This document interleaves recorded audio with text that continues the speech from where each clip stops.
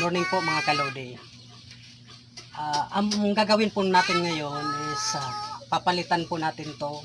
Papalitan po natin tong CPU ng ating computer ng sa TV. Ito po ang aking TV. Ipapalit ko po yan dito. Kasi ito po ang lakas ng hatak nito sa kuryente. Para makatipid-tipid po tayo, gagawin po natin is papalitan muna natin po itong monitor natin. Kasi yung TV ko hindi naman po ngayon nagagamit kasi nung magsimula nung magsara ang ABS-CBN, nakadamay po ito. Ito po. Yan po ang gamit ko. Nakadamay po siya. Nakadamay sa pag lockdown ng ABS-CBN, pagsara. Kaya hindi na po natin nagagamit yung TV, mapakinabangan man lang, dito natin gagamitin sa computer. Tinanggal ko na po ito sa likod, tinanggal ko na po yung connection sa likod para mas mabilis po ang ating document. Sige. Tanggalin na po natin to at palitan po natin ng isang monitor. Ayan po.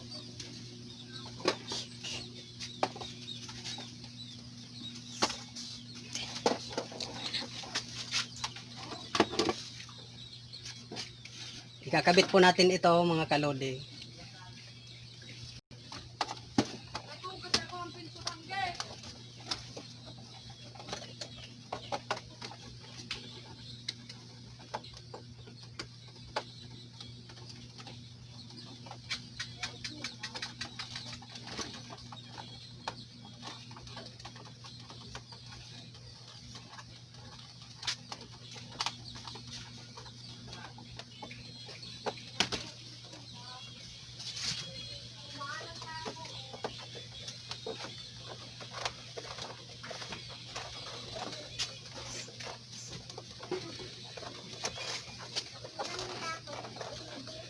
Masikip po masyado mga kalodi.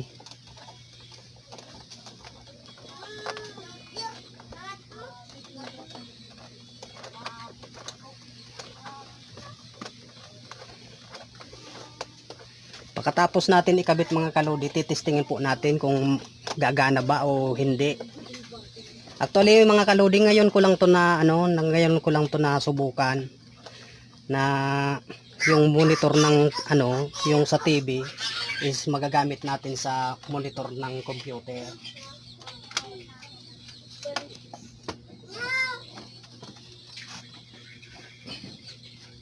Yan po, tapos na po.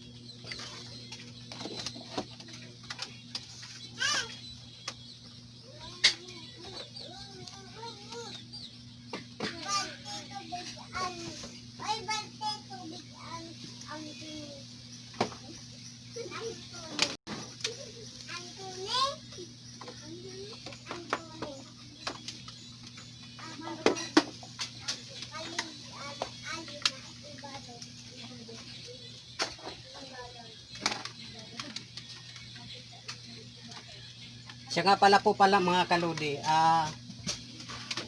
di na po pala tayo bibili ng yung sa Signal kasi kung bibili tayo noon masyado pang mahal. Tapos maglulog pa tayo buwan-buwan. Ngayon po mga kalodi, ang gagamitin na lang po natin, manonood na lang po tayo sa TV. Live na lang po. Ito po ang gagamitin natin. Maglulod na lang tayo prepaid. Halos parehas lang naman eh. Kung tutusin, halos parehas lang naman. Yung sa box, bibili ka pa ng box, magagastusan ka pa. Kung ito natin mga kalodi, meron na tayo nito, ang gagawin natin, maglulod na lang tayo via prepaid load. Ayun, makakapanood na tayo ng gusto nating palabas. Magagamit pa natin ito sa internet. At the same time, magagamit po natin sa TV kung manonood tayo ng balita. Mas updated pa po mga kalodi. Ayan po natin, ipa-plug na po natin. Ano?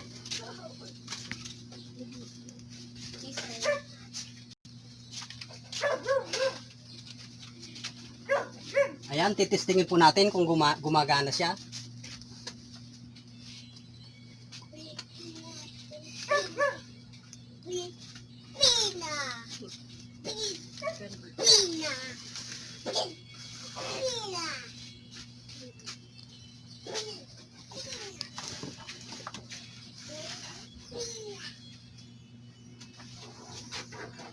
Ita-transfer mo natin mga kalodi sa PC kasi naka HDMI po ito kasi ginamit ko po ito sa doon sa dito sa box.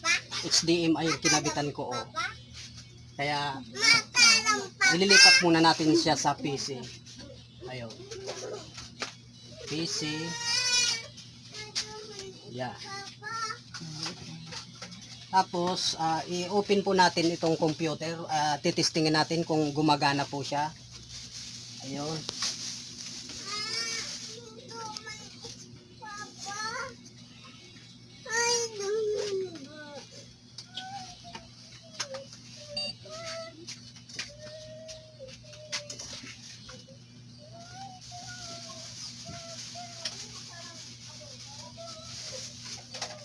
Ayun mga kalodi, nag-i-start na po siya.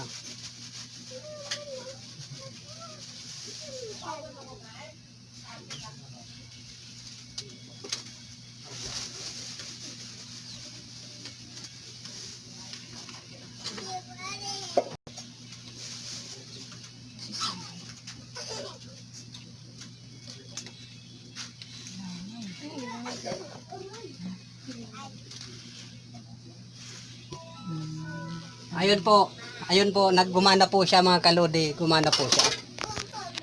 Sana po nakatulong po itong video na to na kung iniisip nyo mabawasan yung mga bayarin nyo sa pang-araw-araw kasi ito ang makakatipid ka talaga po ito dito mga kalodi kasi ang supply niya dumadaan na po dito, ang labas na po nito is 12 volts na po ang labas nito, kaya yung hatak talaga ng kuryente talagang makakatipid po kayo mga kalodi. Ayun, namatay. Buhayin po ulit natin.